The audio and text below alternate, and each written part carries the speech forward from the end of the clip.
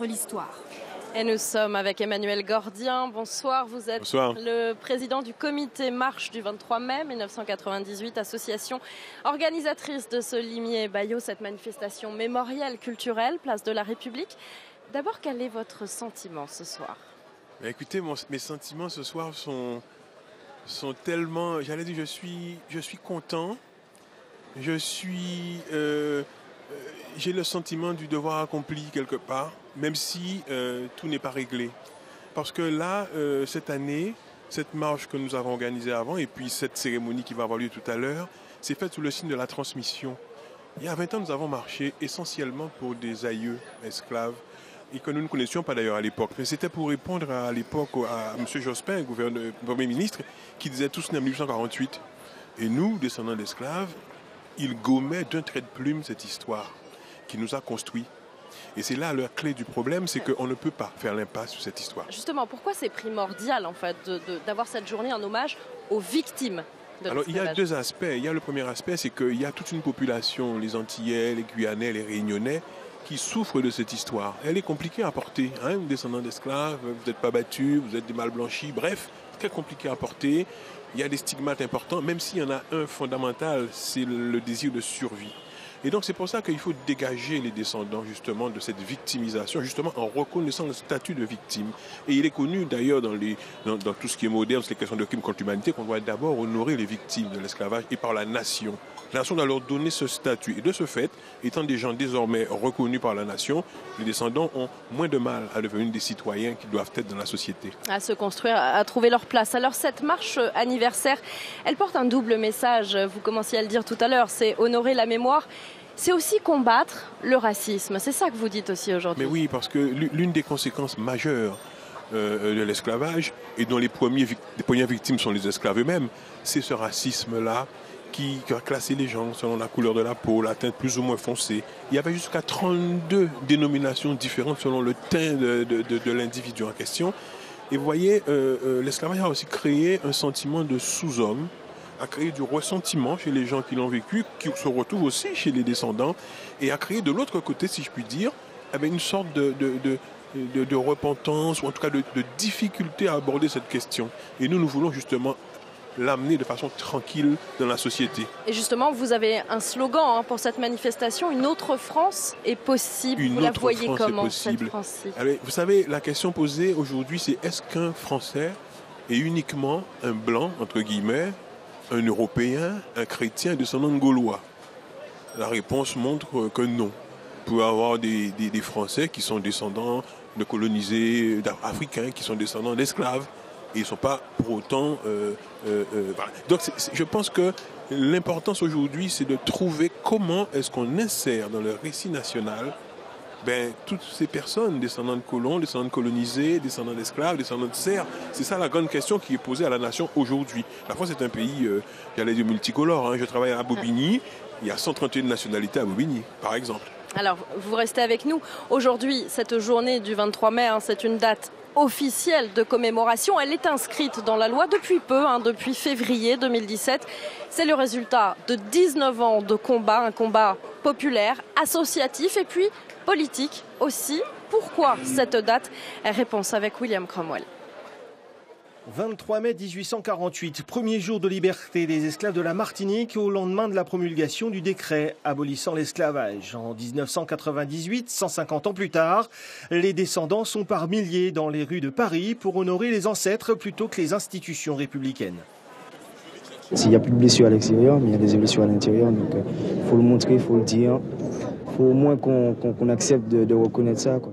En 2008, le président Nicolas Sarkozy officialise ce 23 mai comme pour répondre à son prédécesseur Jacques Chirac qui, lui, avait instauré le 10 mai. La date du 23 mai deviendra une journée commémorative pour les associations qui regroupent les Français d'outre-mer de l'Hexagone et qui souhaitent célébrer le passé douloureux de leurs aïeux.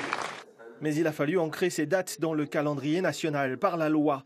En 2017, le gouvernement souhaitait s'en tenir au 10 mai. Certains sénateurs craignaient même une nouvelle guerre des mémoires. Si on fait une commémoration des victimes, si vous voulez, en face des victimes, il y a ce qu'on pourrait dire entre guillemets les bourreaux.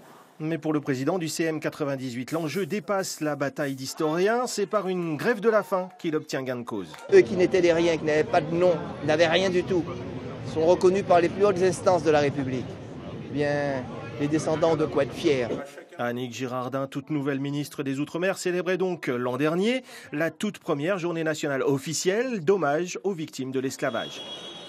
Et les premiers participants de la marche sont en train d'arriver ici, place de la République. Voilà, vous découvrez les images avec donc des pancartes portant les noms d'anciens esclaves. Hakim Ali Saïd, vous les voyez arriver. Je crois que la foule commence un peu à se densifier autour de vous. Exactement. Et à côté de nous, il y a Pierre-Louis Patrick, qui est originaire du Vauclin en Martinique. Il était là il y a 20 ans pour la première marche et il est revenu aujourd'hui parce que l'histoire de l'esclavage, c'est aussi son histoire, va-t-il nous dire, puisque Pierre, lui, votre arrière-grand-mère a été déporté de Guinée pour servir dans les champs de canne en Martinique. Exact, les champs de canne en Martinique. Ma grand-mère, c'est du côté de ma grand-mère maternelle que j'ai retrouvé des traces. La première, après l'abolition de l'esclavage, elle s'appelait Lucie. Lucie, et puis après, c'est devenu la famille Ossou. Et qu'est-ce que vous savez du calvaire, de son vécu? De ma mère et de ma grand-mère que j'ai connue, elle est décédée, j'avais 9 ans.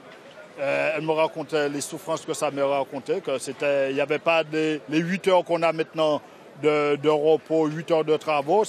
On commençait au petit matin, on finissait à la lumière de la bougie. C'était juste le moment, boire un peu d'eau et manger ce qu'on trouvait sous la main, une banane, un fruit.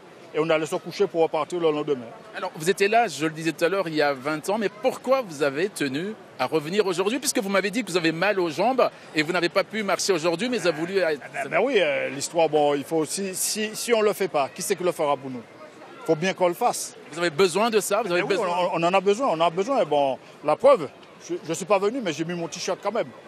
Alors, à côté de vous, il y a votre ami Bao Robert. Lui, il est de la Guadeloupe, originaire de vieux habitants. Vous étiez là aussi, il y a 20 ans? Oui, il y a 20 ans, oui, j'étais ici. C'était une très grande marche, c'était une première aussi. Et on se rappelle, le départ de la marche, c'était ici. On est arrivé à Nation. Et une fois que la marche est arrivée à Nation, il y avait déjà du monde encore qui n'était pas parti à République. Alors, vous me disiez tout à l'heure que vous n'avez pas pu retrouver vos aïeux, leur histoire, et c'est là également votre souffrance. Vous avez envie de savoir aujourd'hui encore? Oui, mais je sais quand même tous nos grands-parents, nos arrière-grands-parents, je sais qu'ils sont passés par là quand même. Hein. Je sais qu'il y en a pas mal, point de vue de la famille, qui sont passés par là, qui ont connu cette époque-là, qui n'était pas évident pour eux. Pas du tout. Merci. Et Marie, nous attendons d'autres marcheurs, d'autres personnes qui vivent et qui ont envie de faire vivre cette histoire. Merci Hakim Ali Saïd, merci surtout à vos invités pour ce témoignage très émouvant. Marly Peroumal nous a rejoint sur ce plateau, membre du CM 98, aux côtés de son président Emmanuel Gordien. On l'a entendu, c'est un immense chemin parcouru depuis 20 ans, d'autant que le gouvernement s'est engagé à bâtir le monument mémoriel, le mur des noms que vous demandiez depuis si longtemps, qui sera au Jardin des Tuileries, un mur avec des noms d'esclaves. C'est un aboutissement pour vous?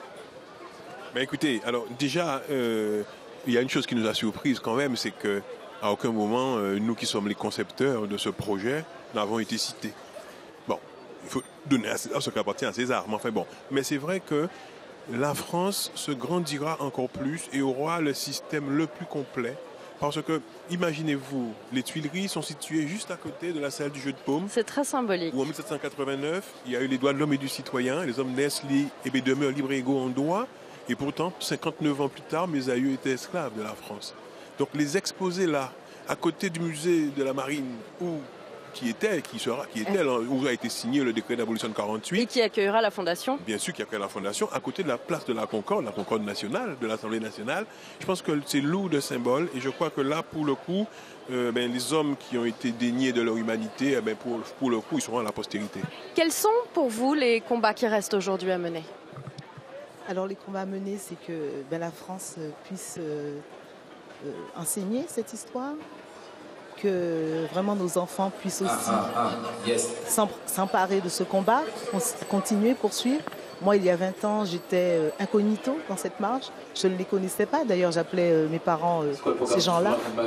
Aujourd'hui, de pouvoir être vraiment se sentir leurs descendants nous donne quand même une identité particulière. Et vous organisez d'ailleurs des ateliers de généalogie avec le CM 98. Pourquoi les gens qui viennent vous voir entreprennent ce genre de démarche? Parce que on a compris, avec le travail qu'a fait le CM 98, on a compris comment l'oubli a été enseigné au lendemain de 1848. On a compris avec cette marche, quand on disait avec ce slogan « Tous nés en 1848 », on a compris qu'avant 1848, ils existaient. Et donc, on a voulu aller les chercher. Moi, en ce qui me concerne, le nègre Louis, qui est mon aïeul, je l'ai retrouvé. Merci beaucoup. Merci Marly Pérumal. Merci Emmanuel Gordien du comité Marche 1998. On vous souhaite évidemment une très belle soirée ici, place de la République. Merci à vous. Elle le sera. Elle le sera, c'est sûr. On va suivre ça en tout cas. Et en marge de ce